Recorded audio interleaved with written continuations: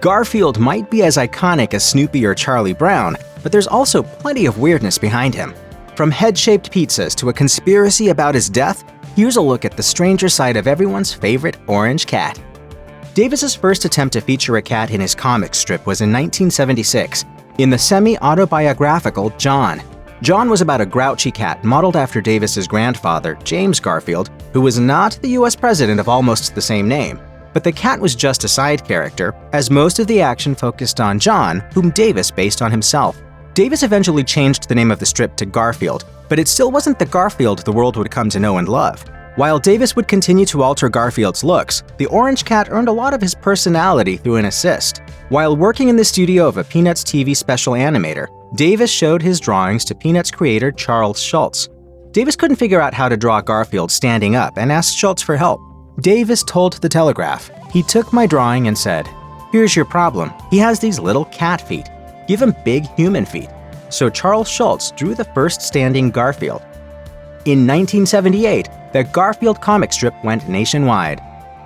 Garfield existed in many forms, from comic strips to TV shows for many years before the internet took off.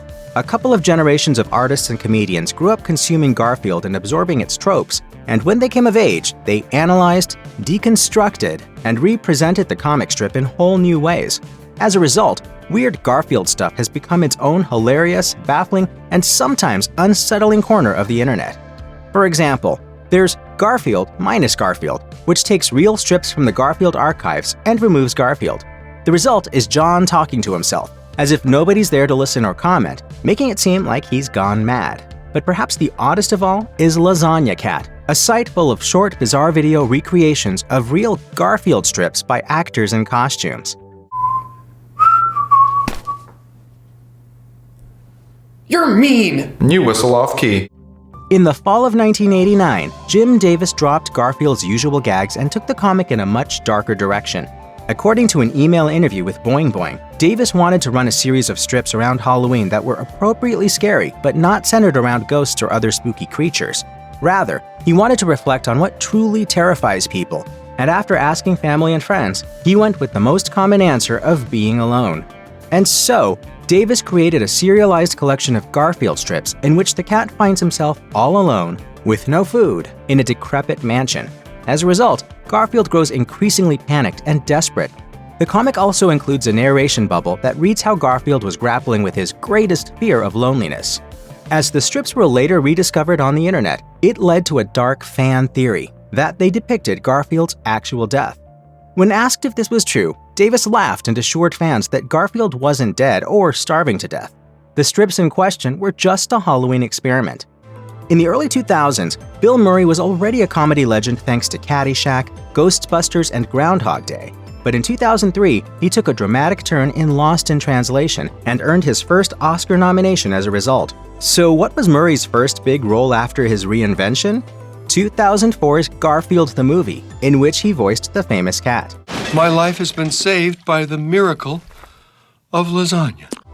The movie was a run-of-the-mill kiddie flick that critics loathed, with many left baffled as to why Murray would risk his newfound credibility. The actor told GQ in 2010, "I thought it would be kind of fun, because doing a voice is challenging, and I'd never done that.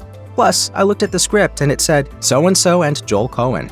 He thought the screenplay was written by Joel Cohen, one half of the Oscar-winning Coen brothers, the duo behind such classics as Raising Arizona and Fargo. But the actual screenwriter was Joel Cohen, with an H, who'd previously penned Cheaper by the Dozen and Monster Mash the movie. The story has another odd quirk. As the voice of Garfield, Murray replaced Lorenzo Music, who played the character in TV projects up until his death in 2001. Funny enough, one of Music's other prominent roles was as Peter Venkman on the TV cartoon The Real Ghostbusters, the character played by Murray in the Ghostbusters films. Garfield isn't the only comic strip created by Jim Davis. In 1986, the cartoonist started a strip called U.S. Acres, which featured farm animals. U.S. Acres only ran for 3 years and was never very popular, but its characters were featured on the TV show Garfield and Friends. Before that, in the early 70s, Davis broke out with a daily strip about a gnat and his insect friends called Norm Gnat. That one was only picked up by one paper, the Pendleton Times in Indiana. There's a reason why Norm Gnat never caught on. As one syndicate editor said, nobody can identify with bugs. Bugs just aren't that nice. So, Davis set out to make a strip featuring an animal that people would like, choosing a cat as the main focus. Garfield has long featured the homebound adventures of just 3 characters: Garfield, the sweet dog Odie, and the cartoonist John Arbuckle. But in the late 70s and early 80s, there was a 4th main character, Lyman. Lyman was John's human roommate and the guy who brought Odie into the living situation. As Davis drew the strip and the characters' different dynamics developed, he realized that John no longer needed a human to talk to. So one day in 1983, Lyman made his last appearance in a Garfield strip. For the next several years, Lyman was seen only a couple of times, once in a flashback and again as part of a 10th anniversary strip. Hardcore Garfield fans always wondered what happened to him though. So in a 1998 book, 20 years and still kicking, Garfield's 20th anniversary collection, Davis decided to finally address Lyman's true whereabouts, joking, "Don't look in John's basement." That quip was later referenced in the Garfield computer game Garfield's Scary Scavenger Hunt, depicting Lyman shackled in a dungeon. Additionally, Lyman's head also appears in an oven in Scary Scavenger Hunt 2. But in 2012, the mystery was finally put to rest. In the Garfield Show episode Long Lost Lyman, Lyman is alive and well and working as a wildlife photographer. Garfield long ago jumped off of the funny pages to conquer just about every form of media. There have been animated TV specials, the Saturday morning cartoon Garfield and Friends, the CGI animated Garfield Show, 2 mostly live-action movies, comic books, and video games. And believe it or not, there's even a theatrical musical. Davis had long dreamed of the project, telling the Washington Post it was on his bucket list. He even wrote the script for a potential Broadway production, but financiers didn't come through with the money, so Davis agreed to work on a whole new musical with the Adventure Theater MTC in suburban Washington, D.C. And so, Garfield, the musical with Catitude, premiered in June 2015 and ran through the summer. There's as much there for adults, if not more, as for the kids and everything. So it's really a great family experience. As for the plot, it's Garfield's birthday and he expects a big celebration, but nothing much happens. Even worse, it falls on a Monday, Garfield's least favorite day of the week. Miffed, he runs away from home and has an adventure before realizing he had it pretty good at home with John and Odie. The musical has since been performed multiple times over the years with different actors, even making its way to Portugal. Even Garfield would admit that he has some flaws. He's lazy and he only cares if his immediate needs are met. That's pretty much the opposite of a superhero, who springs into action the moment their help is needed. This makes Garfield's pet force a particularly confusing part of the Garfield mythos. Okay, if you were a cat, you'd understand. First appearing as a series of kid novels in the late 90s, Pet Force takes place in a parallel universe where a team of 5 superheroes serves Emperor John of Polyester, a planet constantly under attack by the villainous Vetfix. The Pet Force books ultimately spawned comic books, a video game, and even a theatrically released film. One of Garfield's running jokes is that he loves food. What did I ever do to lasagna? Besides eating thousands of them. While he has expressed on numerous occasions that his favorite food is lasagna, he'll eat just about anything. Mouse! No thanks, I'm full. Garfield's relationship with food isn't the healthiest or all that complex, and yet fans of the franchise had the chance to dine on Italian food at Garfield Eats, which opened its first restaurant in Dubai in 2018. Additional restaurants in Toronto and London, Ontario soon followed. The restaurants operated out of a storefront that featured a giant image of Garfield pointing to a man in a suit. That man is Nathan Masry, who licensed Garfield's image to open an app-based, delivery and takeout-only restaurant that served lasagna, French fries, pizza shaped like Garfield's head, and multi-flavored coffee drinks called Garfuccinos. Where's my Garfuccino?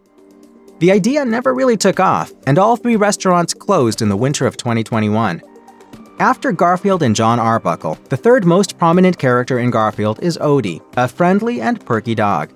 Other than his unbreakably good mood, Odie's main characteristic is that he's incredibly dumb. How dumb is he? According to the Garfield official website, Odie didn't know how to breathe until he was 3 years old. The website also says, his IQ is so low, you have to dig for it. Possibly the dumbest thing about Odie is his name. What's an Odie anyway? Has anyone ever seen or heard of anything named an Odie before Garfield? Well, Davis took it from an old project he worked on before his professional cartooning days. He said on the website, "I wrote a commercial for a local car dealership featuring Odie, the village idiot. I liked the name, so I used it again."